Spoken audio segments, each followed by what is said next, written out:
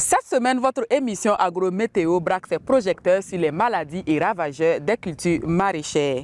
Vaillants producteurs et productrices, la production maraîchère bat son plein au Burkina Faso.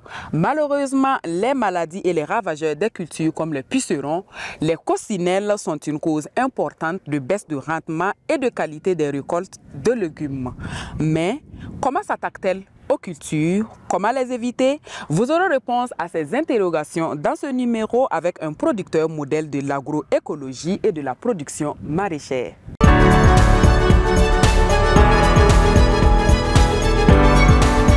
Quand vous prenez la culture maraîchère, on rencontre plusieurs maladies. Et surtout, pour ceux qui sont plus dans la culture conventionnelle, ils vont rencontrer à chaque fois des maladies.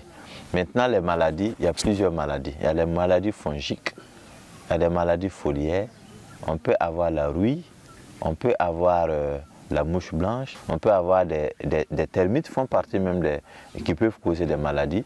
On peut avoir des nématodes. Il y a l'araignée par exemple qui attaque et que vous allez voir que les feuilles des plantes ont été attaquées. Vous pouvez prendre de la tomate et que vous voyez que les feuilles se ramollissent en forme de cuillère. Donc, ce sont des maladies qu'on rencontre. Mais toutes ces maladies, à la base, c'est soit la graine, la semence que vous utilisez n'a pas été de meilleure qualité. Ça peut être aussi le sol.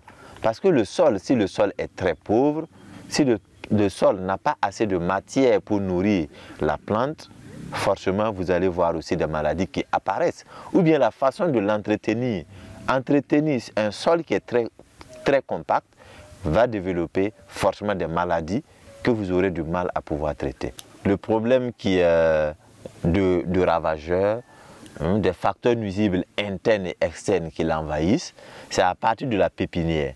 J'ai dit que le cycle d'une plante est le même cycle d'un enfant, d'un humain. Plus petit tu es vulnérable et tu n'as pas assez de globules blancs ou de globules rouges pour faire face aux maladies. Alors ici, pour la plante, si nous prenons par exemple le cas de la tomate, la pépinière de la tomate peut aller à 35 jours. Les 35 jours, si vous ne faites pas attention, vous verrez assez de problèmes. Voilà pourquoi on dit qu'il faut bien travailler la pépinière.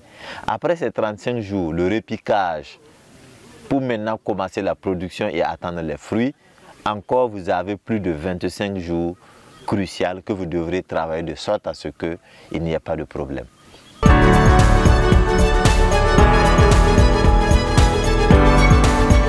Pour reconnaître très simplement que le champ est attaqué et qu'il y a des maladies, c'est difficile de reconnaître parce que le ravageur ne sort pas quand tu es là. Les ravageurs sont malins. Les ravageurs ne sortiront pas le jour. 90% des ravageurs viennent la nuit parce qu'ils savent que la nuit tu n'es pas là. Et ils seront toujours à l'arrière de la feuille de la tomate par exemple. Et toi tu regardes la feuille à partir de là. Et lui, il est de l'autre côté, donc tu ne vas pas voir.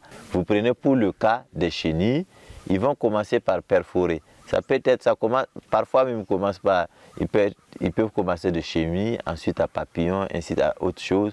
Mais quand ils viennent, soit, puisque les ravageurs ont leur choix d'aliments ou de cultures qu'ils veulent, d'autres ne s'intéressent uniquement qu'à la feuille, d'autres ne s'intéressent qu'aux fruits. Si on prend par exemple la chenille, il s'intéressera d'abord par les fruits, voilà que vous n'allez pas voir, ou bien la mouche blanche des concombres qui pique et qui part. Et dès qu'il pique, il pond des œufs à l'intérieur.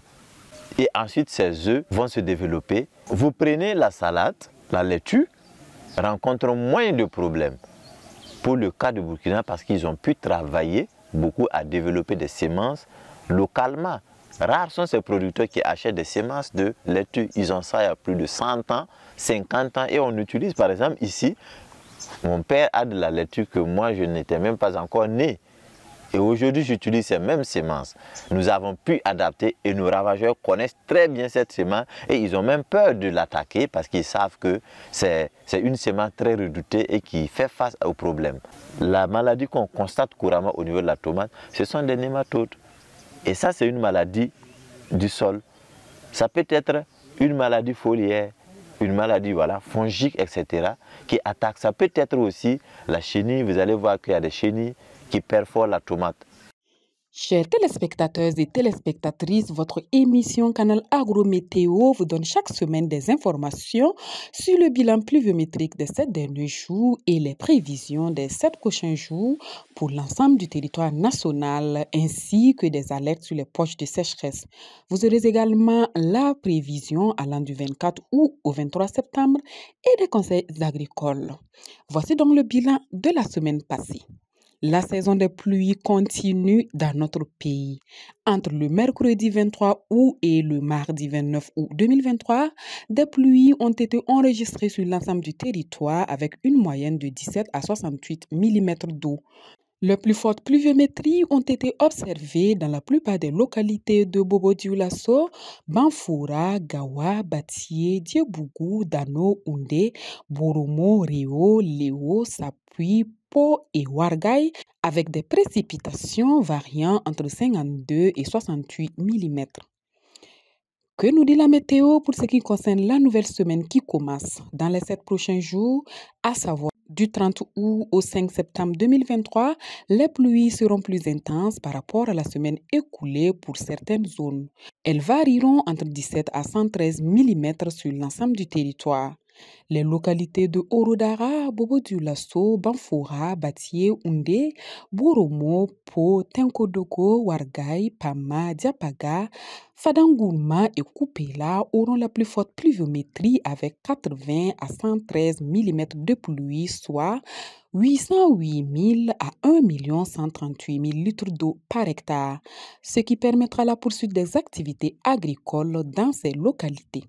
Pour plus de détails sur les quantités de pluie par région, téléchargez l'application de Plaine Village Nourou sur Play Store.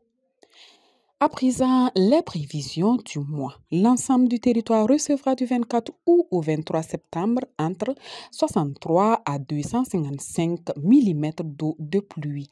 Les localités de Orodara, Sendou, Banfoura, Gawa, Batie, Bobo-Dioulasso, Diebougou, Léo, Sapui, Po, Manga, Wargaï, Pama, Diapaga et Fadangourma recevront en moyenne entre 1 976 000 à 2 558 000 litres d'eau tout au long de ces 30 jours. Téléspectateurs et téléspectatrices agricoles, quelques conseils agricoles. Inspectez régulièrement vos cultures pour détecter les signes de maladie, d'infectation, de ravageurs ou de stress hydrique, afin de pouvoir prendre des mesures préventives ou curatives rapidement. Aussi, la mise en place de cordons pierreux ou des diguettes anti-érosives est conseillée. Cela permettra de réduire les effets de l'écoulement des eaux dans les champs. Pensez également à planter des arbres tout autour de vos champs qui pourront servir de brise-vent les années à venir s'ils sont bien entretenus. Nous en distribuons gratuitement aux agriculteurs dans certaines zones du Burkina Faso actuellement. C'est tout pour la météo de la semaine. Rendez-vous est pris la semaine prochaine pour d'autres nouvelles sur le temps et d'autres conseils agricoles. En attendant, amis téléspectateurs, vous pouvez nous envoyer vos suggestions par WhatsApp au +226 76 86 17 46.